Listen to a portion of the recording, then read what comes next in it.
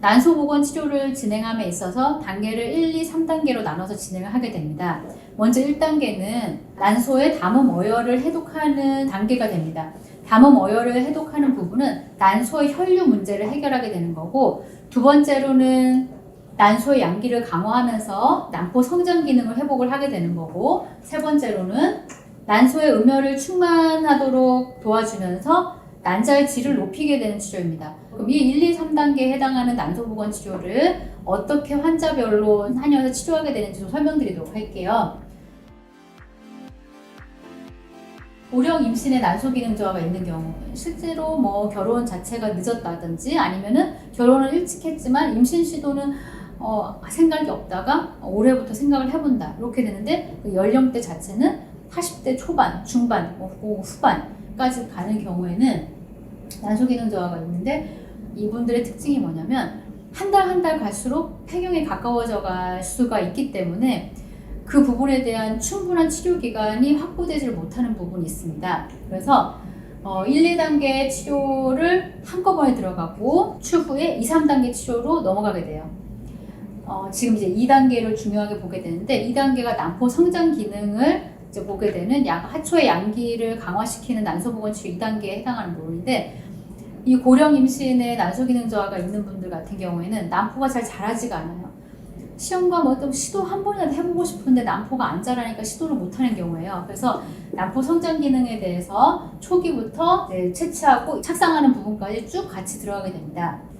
이분들 같은 경우에는 시간 제약이 있기 때문에 일주일에 한 번 오는 일반적인 치료 횟수가 아니라 일주일에 2번, 3번 반복적으로 규칙적으로 조금 더 치료 텀을 이제 좁게 두어서 진행하게 됩니다. 이게 무슨 말이냐면은 우리 몸에서 성호르몬은 박동성으로 분비를 하게 돼요. 규칙적인 리듬을 굉장히 좋아하는데, 이 연령대는 성호르몬이 잘 분비가 되지 않는 환자층입니다.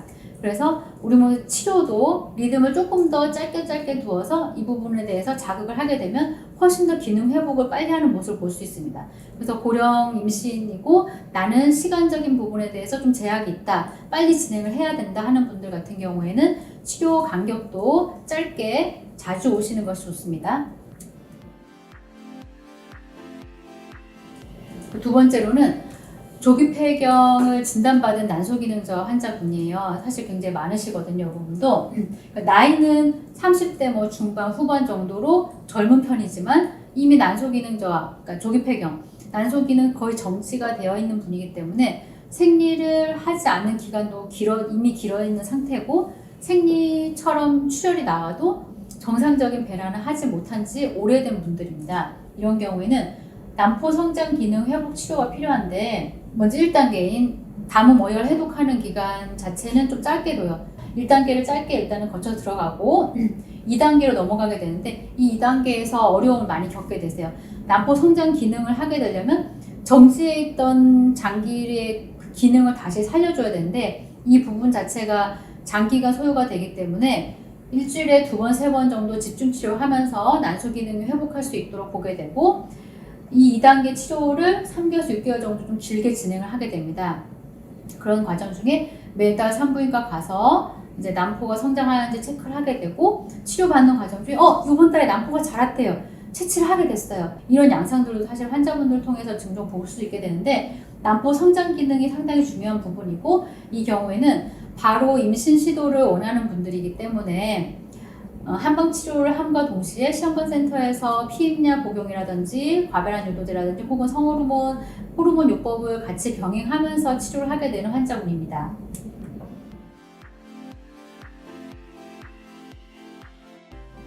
그리고 세 번째로는 난소나 자궁에 질환이 있거나 혹은 그 부분의 질환에 대해서 수술한 경우예요. 수술할 경우나 혹은 질환이 있을 경우에도 난소 기능 저하를 많이 진단을 받게 되시는데요. 자궁 내막증이라든지 난소 기형종이라든지 무릎 등이 있을 때 이런 부분들이 난소 기능 저하를 유발하게 됩니다. 난소라고 하는 부분이 한 2.5cm 정도 이렇게 조그맣게 생겼어요. 그 안에 난자들이 이제 막 있다가 난포들도 이제 자라게 되고 점점 이 부분에 대해 배출을 하게 되는데, 자궁 내막증이 있거나 난소 기형종 무릎 등이 있게 되면 그 조그마한 난소를 차지하게 됩니다. 그러면 난포가 자라게 되는 그 층 자체를 침범하는 경우도 있어요. 특히 내막증이 그런 경우인데, 난포가 많이 자라게 되는 그 난소의 층에 침범을 하게 되면서 질환이 분포가 되기 때문에 이런 부분들이 난소 기능 저하를 유발하게 되고, 수술을 하더라도 난소 조직을 건드리는 경우들이 굉장히 많기 때문에 난소 기능 저하로 가게 되는 경우도 보게 됩니다. 이런 경우에는 1단계 치료인 담음 어열 해독 부분을 매 단계마다 같이 들어가게 돼요. 그래서 처음에 1단계 치료가 잘 들어가고, 두 번째로 1단계와 2단계 치료 같이, 그러니까 담음 어열 해독을 하면서도 난포 성장 기능을 잘 돌봐줄 수 있도록 하초의 양기를 강화시키고, 그 다음으로 넘어가는 부분도 담음과 어열을 해독하면서도 하초의 음혈 충만할 수 있는 기능을 같이 보게 돼서 난자 질을 높일 수 있도록 이렇게 치료에 들어가게 됩니다. 그래서 특징적인 부분이 난자 채취나 이식 때까지도 1단계인 난소의 담음 어열 해독을 같이 치료를 하면서 난소 혈류 문제를 해결하게 됩니다. 자, 네 번째는 다낭성 환자분들인데, 사실 요새는 젊은 층에서도 다낭성 난소증후군을 가진 환자분들이 굉장히 많아요. 학생분들 중에서도 많고, 이 분들이 이제 임신 준비를 하게 됨에 있어서는 난소 기능 저하 환자분들은 아니에요. 난소 기능 저하라고 진단하려면 나의 난소에 난자 자체가 많이 소멸돼서 별로 안 남아있을 경우고, 이분 같은 경우에는 오히려 생리는 하지만 정상적인 배란을 못했기 때문에 질이 좋지 않은 묵혀있는 난자들이 많게 됩니다. 난소 기능 장애로 보게 되는데요. 이 부분도 난임의 굉장히 중요한 원인이에요. 다낭성인 분들이 시험관을 진행했을 경우에 아무런 이유 없이 아주 많은 회차를 실패하는 경우를 보게 됩니다.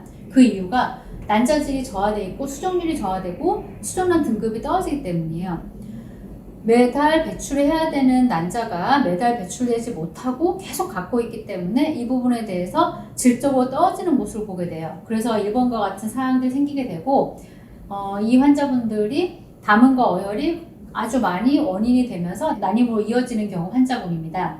1단계 치료를 잘 진행을 하고 나서 담음 어열 해독이 어느 정도 됐다고 하더라도 난포 성장 기능이 제대로 안 되는 부분이 중요한 부분이지만, 거기에 담음 어열 해독을 같이 할 수 있는 부분 단계로 들어가고, 그 다음번에도 다시 난자질을 높일 수 있도록 3단계 치료 넘어가면서도 아까 얘기한 난포 성장 기능이 잘 안 되기 때문에 그 부분 치료까지 같이 겸해서 들어가게 됩니다.